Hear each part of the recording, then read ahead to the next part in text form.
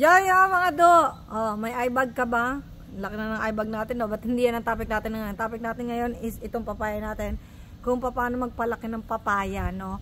Kung nakatira ka lang sa bansa na may 4 season, ang sakit ng sinag ng araw. But anyway, balik tayo dito. So yung papaya natin dito sa likod natin, mga do, kukuha tayo ng papaya para mas lumaki yung ibang tawag ito, bunga, no? Sakit sa sikat ng araw. Pause muna natin. Lapit na tayo sa papaya para sure ball, no, na ayan na, yung papaya na lang ipo-focus natin sa attention, no. Ang hirap din kasi mag-video nang walang videographer. Anyway, ito na yung mga papaya natin. Nakikita niyo, ang dami niyan, 'di ba, mga do? Ito mga guys, nakikita niyo to. Ito isa lang to. Tinanggal ko na yung kalaban niyan dito. May tumatawag pa yung kaibigan, maya ka na. Tapos ito yung isa naman, ito sila dalawa, ayan, no. Dalawa sila, ayan, no. Dalawa sa isang sa isang puno, dalawa sa isang sanga. So ang gagawin mo guys, tanggalin mo yung ito, malaki na to. Itong maliit, tanggalin natin yan. Yan ang tatanggalin natin para sure ball na lalaki yung iba nating bunga. Katulad nito, Ito rin siya, Kita nyo dito, Dalawa rin siya na nandirito. So kailangan bawasan natin. Kaya tulad nito, binawasan ko to kahit paano lumaki-laki siya, no. Although maliliit pa yung mga papaya na yan, maliliit pa sila mga do, pero kailangan natin bawasan. Pwede na rin pantinola to, no? Kasi kailangan natin bawasan dahil nga hindi lalaki tong papaya. Dahil nga malapit nang lumamig yung panahon, so kailangan bawasan natin. So itong mga maliliit na to, pwedeng pang tinola. Ngayon kung marami ka lang mang matinola mo to lahat, malamang hindi. So ang gagawin natin, gagawa tayo ng pickles, no? Napakadali nito. Punta tayo sa loob ng ballers natin ng mga do. Tapos hugasan mo tong papaya mo. Pero kung ako sa inyo, halimbawa yung kamay mo marumi-rumi, sinasabunan ko yan kasi balat naman yan. Malinis naman yan, pero just in case lang, no, yung ibang mga yung mga alikabok, mga ganyan, matanggal talaga ng bongga. Yan, ganyan. Sinasabunan ko, kiskisin mo talaga maigi. Although hindi naman yung papaya talaga yung balat niya ang isasama mo, pero syempre para pag balat mo ng papaya, malinis na siya. Hindi mo na problema yun, di ba? Punta tayo sa kabila. So dito tayo mga doon, no. Ito yung papaya natin, no. Pakita ko lang sa inyo, no. Ito yung papaya ko na binalat-balatan mo, no? So, tanggalin mo yung, para pag hawak mo sa kanya, malinis na yung kamay mo rin, no? At the same time, malinis talaga yung pagkain na piniprepare mo. So, tanggalin mo lang yung balat, ayan na siya, huwag ko nang i-update yan, hiwain mo ng ganito. Ngayon, hiwain pa natin ng ganito square, no? Ito iba natin papaya, nakita nyo naman, no? Ayan, no? Iba-iba rin yung mga sizes, mga guys, kasi yung mga ibang papaya, hindi talaga siya malalaki. Ito, tulad nito, So, green na green siya. Pag bukas mo nitong papaya, example ito, buksan natin tong papaya na to. Maliit siya na papaya. As in, mura pa talaga. Nakita nyo, ultimo yung buto niya, hindi nagde-develop. Kasi, wala siyang buto talaga. Dahil hindi pa siya nagde-develop. Dahil mura pa nga siya. So, ganitong gagawin natin dyan. Nakita na natin ito. Itong papaya natin, cubes. Kung wala kayong blender, edi malamang, tadtarin nyo to na. Ayan, may kutsilyo ka naman, no? Tadtarin nyo yan. Kung nakaka-LL naman sa buhay, ito, meron tayo ditong talagang ginagamit to panggawa ng lumpia. Kasi, it only takes a minute. Ayan. Diba? Ano na siya kaagad? Pino na. Yan. So mga do, ito na siya, no? Pinong-pino na. Well, kung nagtatanong saan ko to nabili, actually, hindi ko lang alam kung meron ganito sa Pilipinas, pero kung dito kayo sa ibang bansa, sa USA, marami kayong makikita ng ganito. Ganito yung itsura ng blade niya, no?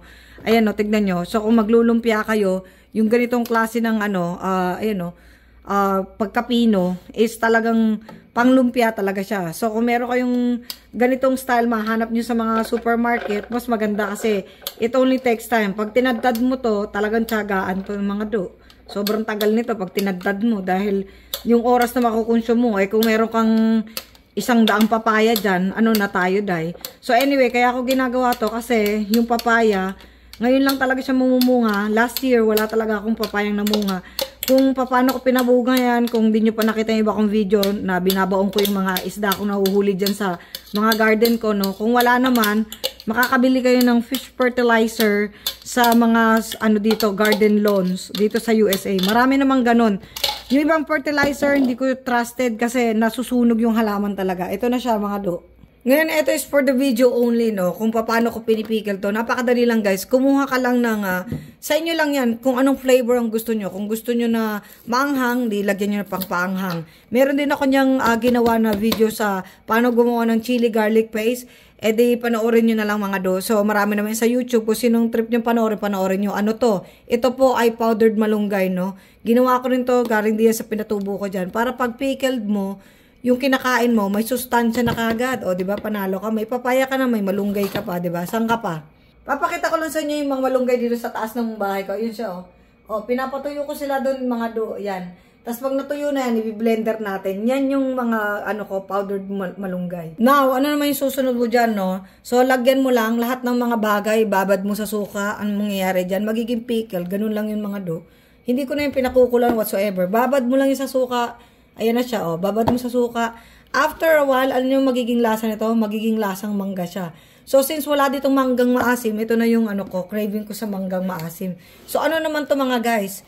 Ganito rin yung ginawa ko sa strawberry. Ayan siya, oh. Yung strawberry, nilagyan ko lang siya ng suka. Kasi yung strawberry, mabilis yan masira. So, pumunta rin ako sa strawberry farm. Tapos, nag-harvest ako ng strawberry doon. Binabad ko sa suka. Ayan siya. Tapos nilagyan ko ng chili powder, ng chili garlic sauce ko para may lasa talaga siya. So, bakit ko ngayon ito hinahalo? Wala lang, trip ko lang para may flavor yung aking, tawag dito, may flavor yung papaya ko. Ang flavor niya is, hindi mo naman makikita yung flavor kasi maasim siya. Pero like I said, para yung, yung lasa niya, yung sustansya ng strawberry, meron din yung papaya mo, o, diba? Tapos ito yung ginawa ko, nilagay ko lang din sa bote, no? Yung aking chili garlic sauce. Ayan siya, sa garden ko rin to nakuha. Lagyan mo dyan para pagkain mo nyan do, sausawan na. Ito yung pinakabagoong ko dito sa bahay.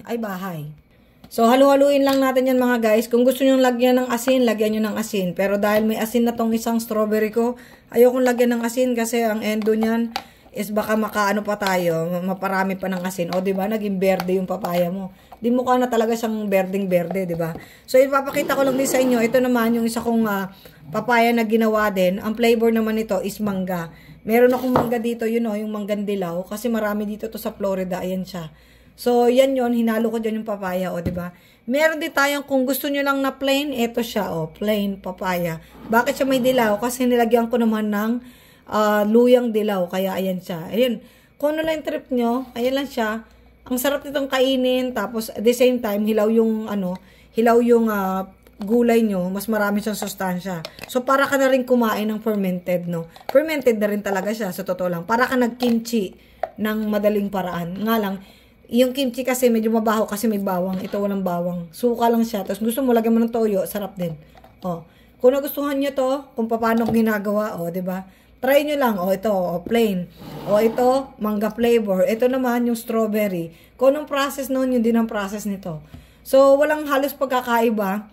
Ganun lang. So, kung gusto nyo pasarapin, pwede nyo i-enhance pa. This is only for the video. Bahala na kayo sa buhay nyo kung anong gusto nyo. Minsan may mga commercial, may mga tumatasik pa. Ang hirap din mag-video pag walang tayo. So, ito na siya mga do.